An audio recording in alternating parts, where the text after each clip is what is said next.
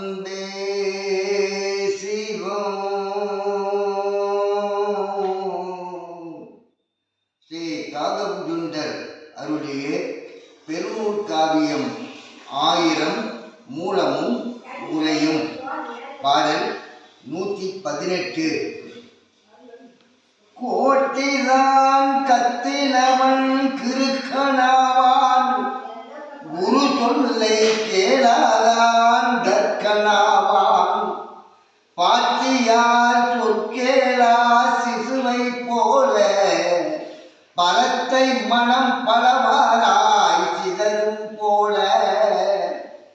கூட்டித்தான் பரந்த மனம் பாராமுத்தர், கொட்டினது கொட்டும் தேள் கொள்கை பாரு.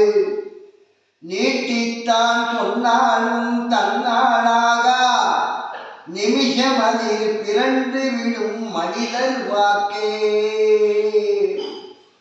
இவ்வாறு கூட்டங்கூடி ஆரவாரம் செய்து சப்தமிடுபவன் கடைசியில் பித்தனாகித்தான் போவான்.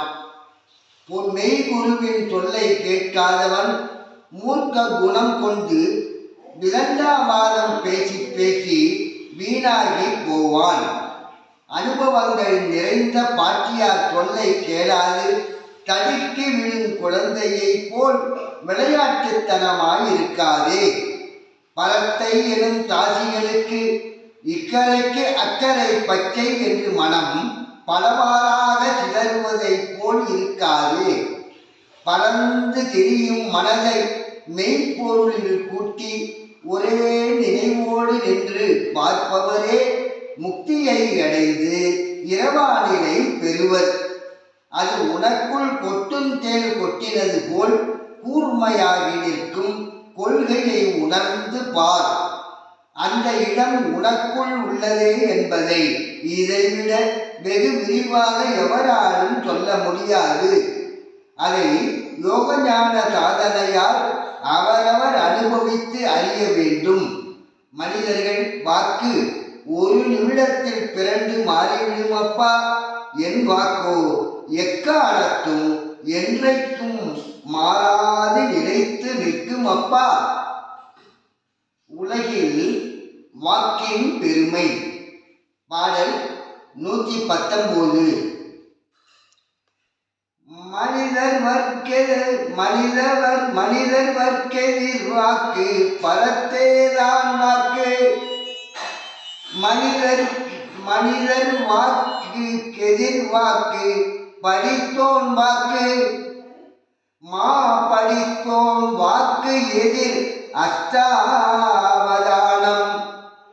மனிதர் வாக்கதுதனில் இதுவும் சேர்ந்து மாவருளில் பக்தி முத்தி இதுவும் கூடி. மனிதர் வாக்காகாது முத்தர் வாக்கு. மகா முத்திரத்தில் உண்டு சிவன் முத்தர். மனிதர் வாக்கானதிலும் முத்தர் மேலோர், மாசித்தர் மேலதிலும் முனி மேலோரே. நிலை மாறும் மனிதர்கள் பேச்சுக்கு எதிராக படித்தவர்களின் பேச்சு அமைந்திருக்கும். எவ்வளவு படித்திருந்தாலும் இயமம் நியமம் ஆசனம் பிராணாயாமம் பிரத்யாகாரம் தாரணை தியானம் சமாதி என்ற அஷ்டாங்க யோகத்தை கவனமுடன் செய்து வரும் சாதகர்கள் வாக்கு படித்தவனுக்கு எதிராக இருக்கும். இறைவனை பற்றி மனிதர்களும் படித்தவர்களும் யோகிகளும் சொல்லும் சொல்லில் உள்ள உண்மைகளை அறிந்து நான் சொல்லும் சொல்லையும் உணர்ந்து பயிற்சி செய்தால் இறையருள் கிட்டி பக்தியும் முக்தியும் சித்திக்கும் அப்பா. மனிதர்கள் பேச்சு போல் இருக்காது இரவானிலை பயிலும் முத்தர் வாக்கு. இம்முயற்சியில் இருக்கும் முத்தர்களில் சிலரே மகாத்மாக்களாகி சீவன் முத்தர்கள் ஆவார். சாதாரண மனிதரை விட சீவன் முத்தராய் இருப்போர் மேலானவர். இந்த சீவன் முத்தர்களை விட அஷ்டமா சித்தி அடைந்த சித்தர்கள் மேலானவர்கள். சித்தர்களிலும் மேலானவரே முனிவர்கள். பாடல் 120. மேலானோர் தரைதலிலே முனி மேலானோர் மேவுகின்ற முழுப்பதமும் கண்டாலன்றி கீழானோர் சொன்ன முறை குறையேயாகும். கீழிருக்கும் அதுபோலே சரிதை போல சூழானோர் பிரசோப துன்பம் தன்னை தூண்டியவன் சொல்லி எழும் கதை போலாகும். தாழாவோர் மேலிருந்து சொன்ன சொல்லை தந்திமுகன் தம்பியொடுதான் தட்டாரே. இப்பூமியிலே சித்தர் முனிவர் போன்றோரே மேலானவர்கள். தன்னுடைய மேவுகின்ற மெய்ப்பொருளின் முழு உண்மைகளையும் அறிந்து அதுவே ஈசன் திருவடி என்பதை உணர்ந்து தியானம் செய்து பார்.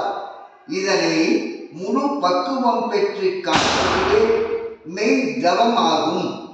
இதுவன்றி இதை அறியாத மற்றவர்கள் சொல்லும் யோக ஞான முறைகள் எல்லாம் தவறே ஆகும்.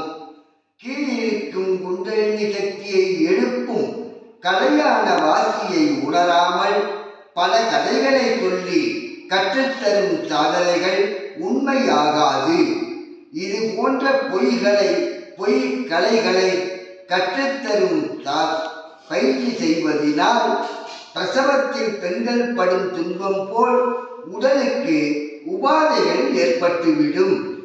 அவை அறிவை அடையாது.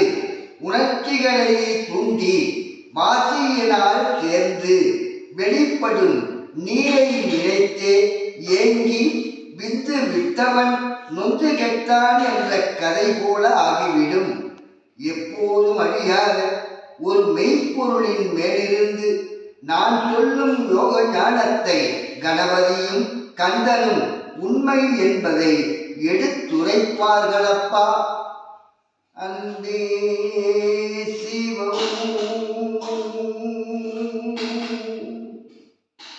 அன்பே